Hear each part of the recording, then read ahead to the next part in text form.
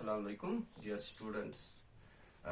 Let's continue our previous lecture. In our previous lecture, we have discussed some modal verbs, and because there are many more modal verbs yet to be discussed, we are going to take up that like that.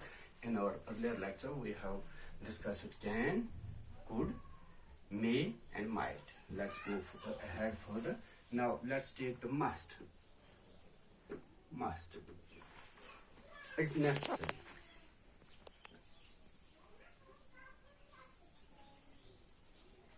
Necessary. Must mean something necessary, but it is personal. That's the important thing here. That's how we can differentiate between must, should, and have to. So, like this, must is a personal. It's my personal opinion. You may have the contrary. You may have a different opinion. Necessary, though it's necessary. You must work hard. Work hard. You must work hard. Means it's my opinion. You must work hard. Maybe you have contrary opinion. You may have already worked hard and you need not to work hard any further. So that's why we call it. Though it is necessary, but it's my personal opinion. For example, let's take another must not, mustn't, must not, or short form mustn't. Okay, so you must not come. You must not work hard. You must not work hard. Look here. You must not work hard means if you do it, it may have it will harm you. If you do it, it will harm you. Like this, it will tell upon your health.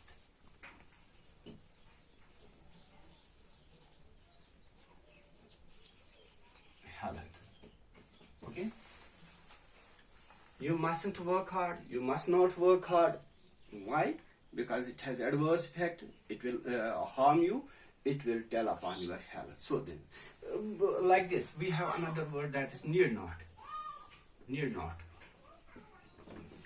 You need not work hard. You need not work hard. Now, how we can differentiate? You must not work hard means if you work hard, it will have some adverse effect. You need not work hard means still, if you do it, there is no harm, there is no problem. Another way, you need not come tomorrow. You need not come tomorrow means if you come, so there is no problem. Instead of that, you must not come tomorrow. It is necessary. You should not. You must not come tomorrow because I will not be there. I will not be there. So that is contrary. This is how we can differentiate must not and need not. And must, then we have also should in the same sense we use somewhere. Should. You should work hard. You should work hard. As a general rule, you should work hard. It's must is personal. It is as a rule. You should work hard. Anybody who is going to take the exam have to work hard. He should work hard. She should work hard. You should work hard means as a rule you should work hard. Okay. And similarly we have there have to. Have to in the same sense, but it's impersonal. When there is no this what you call the there is no alternative. When there is no alternative, in that case we use have to. You have to work hard. You have to apologize. You have to apologize. Now look, if we say you have done something, I think you must apologize. But maybe you think contrary to it, no, I need not. I have done nothing wrong. So when there is something, there is no other alternative. You have to apologize. You have to means there is no other alternative. If you don't apologize, you may be expelled from. You may be debarred from the class. Okay. So in that case, have to, must, and should be very. We have to understand very closely. This how we differentiate must and should and have to in this context when it is necessary. In both of all of them, they are necessary. But one is personal, another is impersonal, still another is that there is no other alternative than this. Next, we are going to should only. Should in so many cases we can use should. So should is a should as a rule, and it is as a rule how we use it as a rule. Like this, you should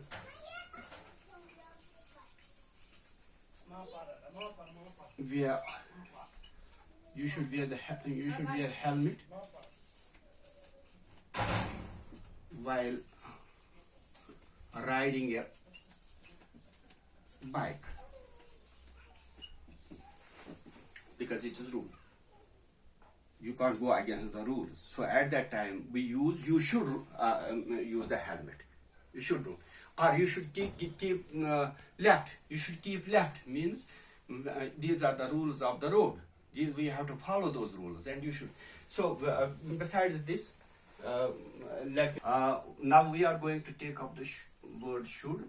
That's equal to ought to. Perhaps I have not mentioned it earlier. Ought to. Both are used in the same sense. So sometimes when we have to fill in the blanks with the correct form of the modal verbs, and when there is dash to means it should be ought to, or sometimes used to. So we have to be very careful. But should is equal to ought to, and should already I have told you should is as a rule, and then as obligation, as an obligation. You should obey your parents.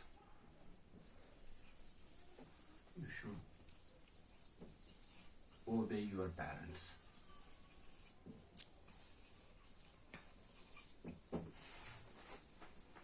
It's an obligation. We should obey our parents because it's an obligatory. And you ought to obey your parents equal to. Okay? Should is equal to if. Like this. Should you go home? Should you go home? Pay my compliments.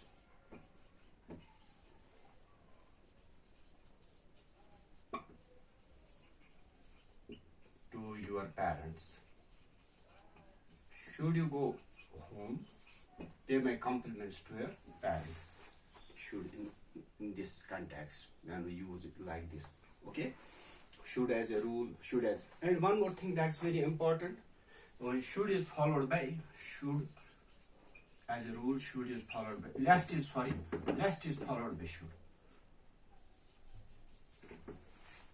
Last is followed by should.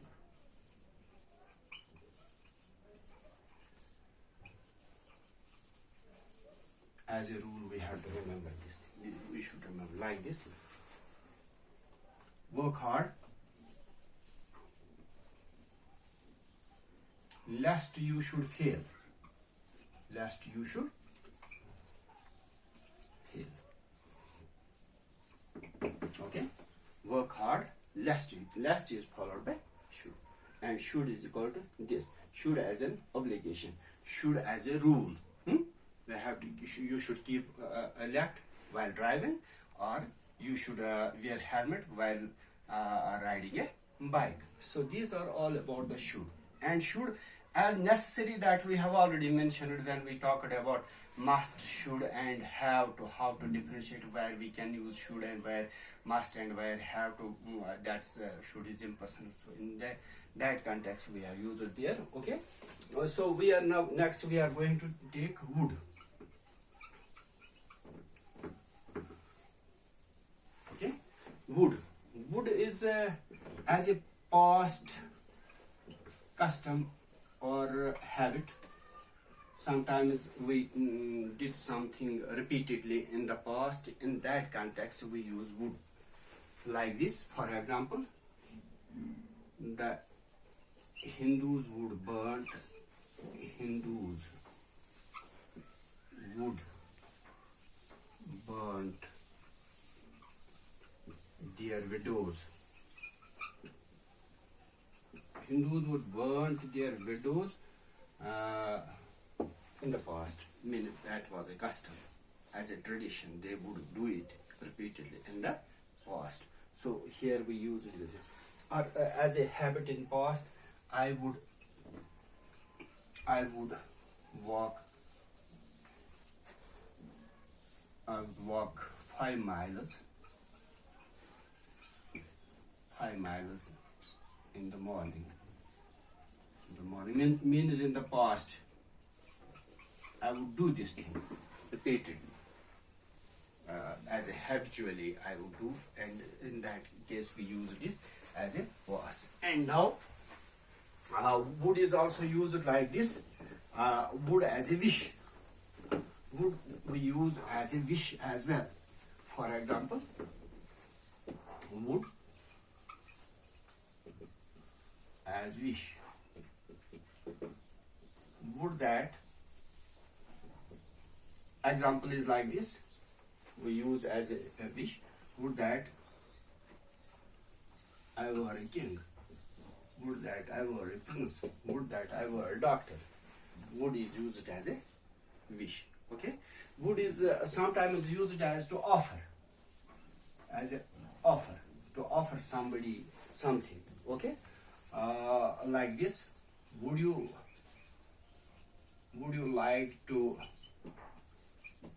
have a cup of tea? Have a cup of tea. Would you like to have a cup of tea? Okay. Here we offer a cup of tea to somebody and say, would you like to have a cup of tea? And as a wish, would that I were a doctor, would that I were a king, would that I were a prime minister. Okay. In that you can say, and would also say that something customary in the past, or something that happened repeatedly in the past. Okay, like that the Hindus would burn their widows, so that was a custom in the past and that happened.